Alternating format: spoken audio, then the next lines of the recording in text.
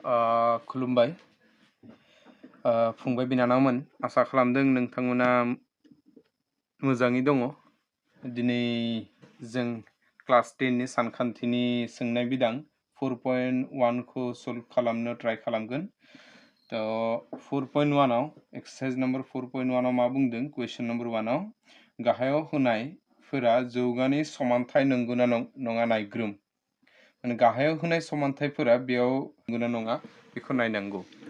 ओमफ्राय जों फार्स्ट मिथिनांगौ जौगानाय माने मा होननाय जायो। एक्सारसाइज नम्बर बेसेबां 4.1। ओमफ्राय जों फार्स्ट मिथिनांगौ जौगानाय माने मा होननाय जायो। जौगानाय माने मा बुङो? जायखिजाया जों जुदि समानथाय मोनसे नायबा, जेनेबा बे समानथायखौ नायदों x square plus 3x to the power 3 minus 2x plus 5 बिदिनो आरो मोनसे समानथाय नायदों जेनेबा 2x स्क्वायर प्लस 1 ओमफ्राय आरो मोनसे जुदि नायोबा x प्लस 5 बे मोनथाम समानथायखौ आं बेयाव लिरदों। बे मोनथाम समानथायनि गेजेराव मा फाराग दङ? बे समानथायाव फार्स्ट समानथायाव बेयाव सोलायसोल' मा दङ? x दङ। ओमफ्राय x नि पावारखौ जों नायगोन जे बे x नि पावारा बेसेबां जेबो गैया माने बेयाव बेसेबां दङ? 1 दङ, बेयाव 2 दङ, बेयाव 3 दङ, माने बेनि बांसिन पावार बेसेबां? 3। माने बे समानथायनि डिग्रिया बेसेबां? बे समानथायनि डिग्री बेसेबां? 3। नोंथांमोना जुदि क्लास 9 नि मैथ्सखौ एसे गुसु दङबा बेयावबो दंमोन समानथायनि डिग्री, समानथायनि डिग्री मादि दिहुननांगौ। तो जायखिजाया आरो खनसे आं बुंदों जे बेयाव थानाय सोलायसोलुफोरनि पावारफोरखौ नायनांगौ। बेनि बांसिन पावारानो जागोन बे समानथायनि डिग्री। तो बे समानथायनि बांसिन पावार दङ 3, माने बे समानथायनि डिग्रीया 3। बिदिनो बे समानथायखौ जों जुदि नायोबा बेनि सोलायसोलु मोनसेल' दङ x, बेनि पावार बेसेबां? 2। माने बे समानथायनि डिग्रीया बेसेबां जागोन होनबा? डिग्रीया जागोन 2। बिदिनो जों जुदि बे लास्ट समानथायखौ नायगोनबा बेयाव बेसेबां सोलायसोलु x दङ, बेनि पावार जेबो गैया माने बेसेबां दङ? जेबो गैया माने गोजौआव 1 थायो। 1 माने बेनि डिग्रीया बेसेबां? 1। ओमफ्राय जाय समानथायनि डिग्रीया 3 जायो बेखौ बुङो घनक। बेखौ मा बुङो? घनक बुङो। आरो जाय समानथायनि डिग्रीया 2 बेखौ बुङो जौगानाय। जाय समानथायनि डिग्रीया 1 थायो बेखौ बुङो हांखोआरि। नोंथांमोना क्लास 9 आव मोनदोंमोन बेखौ, आरो खनसे आं बुंदों हांखोआरि। जाय समानथायनि हांखोआरि बिदिबो जानो हागोन जायखिजाया। आं जेनेबा आरो मोनसे एग्जाम्पल लादों 5y माइनस 4 बेबो हांखोआरि जागोन। जायखिजाया y, x, abc जायखिजाया जानो हागौ सोलायसोलुआ। जास्ट जों नायनांगौ बेनि पावारा बेसेबां जानांगौ? 1 जानांगौ। जुदि पावार 2 जायोबा बेनि डिग्रीया 2 जागोन। डिग्री 2 जुदि 2 जायोबा बे मा जागोन? जौगानाय जागोन। जौगानायनि आरो जुदि खनसे एग्जाम्पल नायोबा आं बेयाव लिरदों 7a स्क्वायर प्लस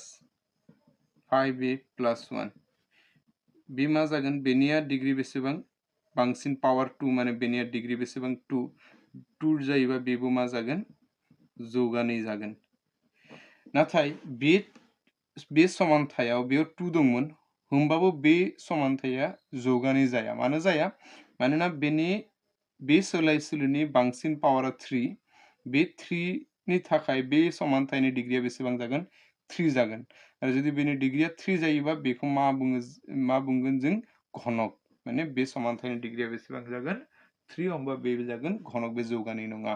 तो बिदिनो जों जुदि एक्सारसाइजखौ जों नायोबा फार्स्ट क्वेश्चन नम्बर 1 आव बेसेबां दङ? क्वेश्चन नम्बर 1 नि 1 आव दङ x प्लस 1 होल स्क्वायर इज इक्वल 2 into x minus 3। ओमफ्राय जों बेखौ सल्भ खालामगोन। बे जौगानाय नंगौना नङा जों नायगोन। x plus 1 whole square माने जों मिथियो x plus 1 whole square माने जों जुदि फर्मुलाखौ नायबा a plus b फर्मुलाखौ जों मिथियो a plus b whole square formula मामोन a square plus 2ab plus मा जायो b square जायो तो बेयाव जुदि जों बेखौ a आरो बेखौ b सानोबा a plus b फर्मुला जादों माने बिदि जागोन a square a नि जायगायाव बेयाव x दङ x खौ लिरनांगौ बेयाव फर्मुला स्क्वायर दङ बा स्क्वायर खौ होनांगौ प्लस बे फर्मुलानि 2 खौ बेयाव लिरनांगौ ab a नि माना बेयाव x दङ b नि माना बेसेबां दङ 1 खौ लिरदों आं बेनिफ्राय b स्क्वायर b नि माना बेसेबां 1 स्क्वायर लिरदों ओमफ्राय बे ब्रेकेटखौ जों ओपन खालामगोन मोनसे बाथ्रा जुदि ब्रेकेटखौ बिदि ब्रेकेटफोरखौ ओपन खालामनो समाव जों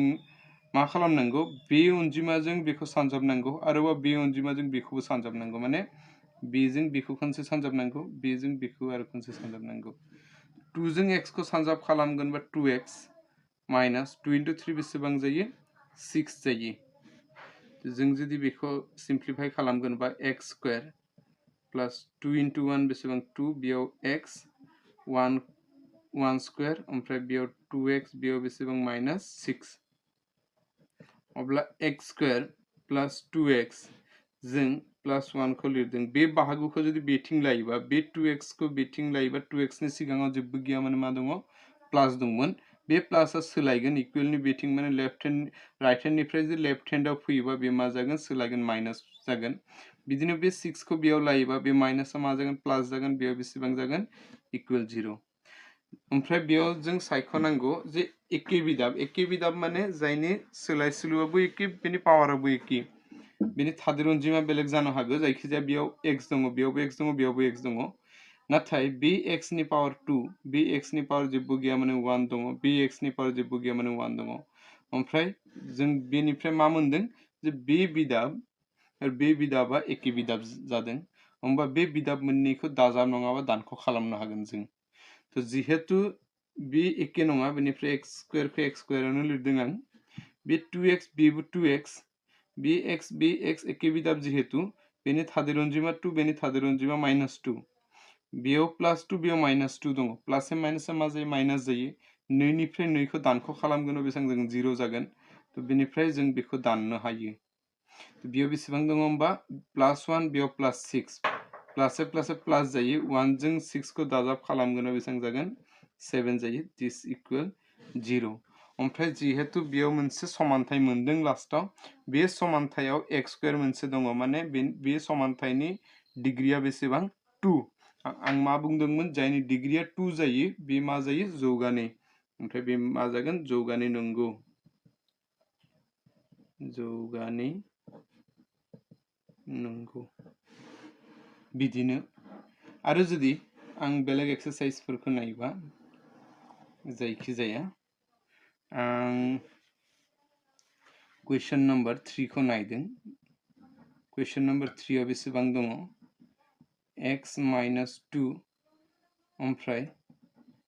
x plus 1 is equal x minus 1 ओमफ्राय x plus बेसेबां 3 बेयाव मोनसे फर्मुला दङ आं फर्मुलाफोरखौ बेयाव लिरनि बेनि फार्स्टनि फर्मुला 1 नि फर्मुला बेमोन बे 3 नि थाखाय मा फर्मुला बाहाय जायो बेयाव जों क्लास 8 आवबो मोनदोंमोन 9 आवबो मोनदोंमोन x plus a x plus b is equal x square plus a plus b into x plus ab जायो बे मोनसे फर्मुला जायो जों बेखौ x b x एके जादों x एके जादों बेखौ जुदि a आरो बेखौ b सानोबा बे फर्मुलाखौ बाहायनो हायो जों बेनिफ्राय जों जिहेतु बेयावबो x दङ बेयावबो x दङ बेनिफ्राय बे x खौ आं बेयाव लिरदों x स्क्वायर फर्मुला स्क्वायर दङ स्क्वायरखौ होदों प्लस होबाय bracket a plus b a नि जायगायाव माइनास 2 दङ माइनास 2 लिरनांगौ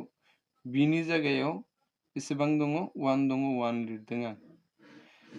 x a plus b into x बेयाव x नि जायगायाव x दङ होमबा आं x खौनो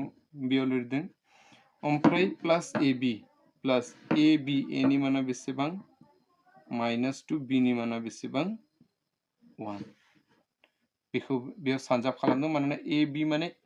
ए बी माने ए इनटू बी जादों एक्चुअली बाथ्राया बे जादों ए इनटू बी तो बे जादों लेफ्ट हैंड साइड नि थाखाय राइट हैंड साइड खौ आं गाहायाव खालामनि बेयावबो एखे x एखे b खौ a आरो b खौ b सानगोन जों x स्क्वायर बेखौ x स्क्वायर लिरदों प्लस -1 प्लस 3 खौ लादों माने a प्लस b a नि जायगायाव -1 दङ -1 होबाय प्लस b नि जायगायाव प्लस 3 दङ प्लस 3 होबाय ओमफ्राय फर्मुलायाव x दङ x नि जायगायाव x दङ होमबा x खौनो आं बेयाव लिरदों प्लस ab बेयाव a नि माना बेसेबां -1 इनटू b नि माना बेसेबां 3 ओमफ्राय जों बेखौ जुदि सिम्प्लिफाई खालामो बेसेबां जागोन x स्क्वायर प्लस माइनस ए प्लस मा जायो माइनस जायो 2 निफ्राय 1 खौ दानख' खालामगोनबा बेसेबां जागोन 1 जागोन 1 गिदिर अनजिमा जिहेतु 2 नि सिगाङाव माइनास दङ होमबा बेयाव माइनासखौ होनांगौ ओमफ्राय बेयाव x दङ x खौ लिरबाय आं प्लस ए माइनास मा जायो माइनास 2 सानजाबसे बेसेबां जायो 2 जायो बिदिनो इक्वल खौ होबाय बे राइट हैंड साइड खौ खालामगोन बेयावनो x स्क्वायर प्लस माइनस ए प्लस ए माइनस 3 निफ्राय 1 खौ दानख' खालामगोनबा 2 जागोन बे x प्लस ए माइनस 1 सानजाब 3 बेसेबां जायो 3 जायो बिदिनो x स्क्वायर प्लस ए माइनस माइनस जायो 1 इनटू x बेसेबां जागोन x माइनस 2 बेखौ बिथिं लायोबा बे राइट हैंड साइड फोरखौ जुदि लेफ्ट हैंड साइडआव लायोबा बेयाव साइनफोरा सोलायगोन x स्क्वायर खौ आं x स्क्वायर आवनो लिरदों x स्क्वायर नि सिगाङाव जेबो गैयामोन माने जेबो थायाबा बेयाव मा थायो प्लस थायो प्लसआ बे लेफ्ट हैंड साइडआव फैगोन बा सोलायगोन प्लसआ मा जागोन माइनस बिदिनो 2x आबो बेयाव फैगोन बे प्लसआ सोलायगोन माइनस जों बे 3 आबो बेयाव फैगोन 3 आ सोलायगोन माइनसआ प्लस जों ओमफ्राय इक्वल बेसेबां जागोन 0 बेयाव जिहेतु x स्क्वायर बेयावबो x स्क्वायर बे x स्क्वायर बेनि पावर बेनिबो पावर एखे दङ माने बे मोननै एखे बिदाब जायोबा बेफोरखौ दाजाब दानख' खालामनो हायो बेनि थादेर अनजिमा जेबो गैया माने 1 दङ बेयावबो जेबो गैया माने 1 दङ बेनि सिगाङाव जेबो साइन गैया माने प्लस दङ तो बेयाव +1 -1 प्लस ए माइनस 1 निफ्राय 1 खौ दानख' खालामगोनबा 0 जागोन बेनि थाखाय आं बेखौ जों दाननो हायो आं दानबाय बेयावनो -x - 2x बेयावबो x नि पावर 1 बेयावबो x नि पावर 1 बेयाव थादेर अनजिमाफोरा बेलेग जानो हागौ जेनेबा बेयाव 2 दङ बेयाव 1 दङ কিন্তু पावर आरो सोलायसोल' एखे जानांगौ बाथ्राया जादों बे -x बेयाव 2x बेबो माइनास बेयाव मोननै दङ x बेयाव मोनसे दङ बेसेबां जादों मोनथाम जादों बेयाव 3x आं लिरदों माइनास दङ बेनिफ्राय बे माइनासखौ होबाय बे -2 + 3 माइनास 3 निफ्राय 2 खौ दानख' खालामगोन बेसेबां जागोन 1 गिदिर अनजिमा 3 नि सिगाङाव प्लस दङ प्लस होबाय दिस इक्वल 0 जों बेयाव फाइनाल समानथायखौ मोनबाय बे समानथायाव x नि पावर बेसेबां जेबो गैया माने बेयाव बेसेबां दङ 1 दङ जिहेतु बेयाव 1 थायोबा बे मा जागोन हांखोआरि जागोन जौगानाय नङा बेनिफ्राय जों बेखौ मा लिरगोन जौगानाय जुदि बेयाव 1 नङा जुदि स्क्वायर फैयोबा बे मा जागोन जौगानाय नंगौ जागोन तो बिदिनो जों बेफोरखौ खालामनो हायो नोंथांमोना आरो मोनसेखौ आं नोंथांमोनखौ आरो मोनसे खालामनो नागिरदों बे किउब थानाया क्वेश्चन नम्बर 7 खौ आं खालामनो नागिरदों क्वेश्चन नम्बर 7 आव बेसेबां दङ x + 2 whole cube is equal 2x into x square minus 1 बेयाव जिहेतु x + 2 होल क्यूब बेनि फर्मुलाया मा जागोन फर्मुलाया जागोन a + b whole cube formula a + b whole cube formula मामोन a cube plus 3a square b plus 3ab square plus b cube आरो जुदि minus थायोबा फर एग्जांपल बेयाव p नङा जेनेबा a minus b बेयाव एखे जासिगोन a cube minus बेयाव माइनास फैगोन 3a square b plus 3ab square minus b cube बिदि जागोन ओमफ्राय जों जिहेतु प्लास दङ बे प्लास जों बानायगोन माने बेजों बेखौ नायगोन बेखौ a आरो बेखौ b सानगोन whole cube first a cube खौ बानायगोन a नि जायगायाव x दङ होमबा जों x क्यूब लिरगोन प्लस फर्मुलानि 3 बे 3 खौ जों बेयाव लिरनांगौ a स्क्वायर a नि माना बेसेबां दङ x लिरदों बेयाव फर्मुलायाव स्क्वायर दङबा बेयाव स्क्वायर होनांगौ ब्रेकेट b नि जायगायाव बेसेबां दङ 2 दङ 2 खौ जों बेयाव लिरनांगौ बेनिफ्राय बेसिम जाबाय बेनिफ्राय खालामगोन 3 फर्मुलानि 3 दङ 3 खौ लिरनांगौ बेयाव a नि जायगायाव x दङ आं x लिरदों b नि जायगायाव बेसेबां दङ 2 दङ 2 स्क्वायर बेयाव जेहेतु बेयाव स्क्वायर दङ स्क्वायर होनांगौ प्लस b क्यूब b नि माना बेसेबां 2 दङ 2 लिरदों होल क्यूब दङ होल क्यूब होबाय आं राइट हैंड साइड खौ गाहायाव लिरदों 2x जों बेखौ सानजाबनांगौ जेहेतु बेयाव ब्रेकेट दङ ब्रेकेटनि ओंथिया मा जायो जे ब्रेकेटआ सानजाब जायो आरो बे बिदाबा बे मोननैजों सानजाब जादों तो ब्रेकेट को जदि ओपन खालामगोनबा जों बेखौ सानजाबनांगौ 2x मोनसे बेयाव मोननै बेसां जागोन मोनथाम जागोन मानोना बेयाव मोननै दङ बेयाव मोनसे माने बेसां जादों मोनथाम जादों माने x to the power 3 बिदिनो माइनास बेजों बेखौ सानजाबनांगौ से नै सानजाब से बेसेबां नै जागोन बेयाव बेसेबां दङ আছে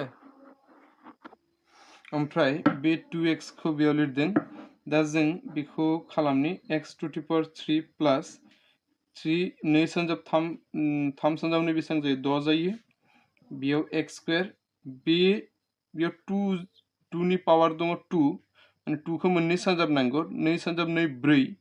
4 जों 3 खौ सानजाब नांगौ 4 सानजाब 3 बेसेबां जायो 12 बेयाव x दङ x लिरनांगौ प्लस 2 खौ मोनथाम सानजाब नांगौ बेसेबां जागोन 9 ओमफ्राय बे राइट हैंड साइड बाहागोखौ बे लेफ्ट हैंड साइडआव जुदि लिरोबा बे मादि जागोन 2x to the power 3 बेयाव प्लस दंमोन बे मा जागोन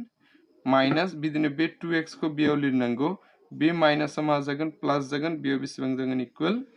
0 बिदिनो x to the power 3 बेयाव दङ बेयावबो x to the power 3 दङ ओमफ्राय जों नायनांगौ बेनि बे आरो बेजों एखे बिदाब मानोना बे x नि पावारा 3 दङ बेयाव x नि पावार बेसेबां 3 दङ बे x नि थादेर अनजिमा बेसेबां 1 बे x नि थादेर अनजिमा बेसेबां 2 तो बेयाव प्लस 1 बेयाव माइनास 2 जादों माइनास प्लस मा जायो माइनास जायो 2 निफ्राय जुदि 1 खौ दानख' खालामगोनबा 1 फैगोन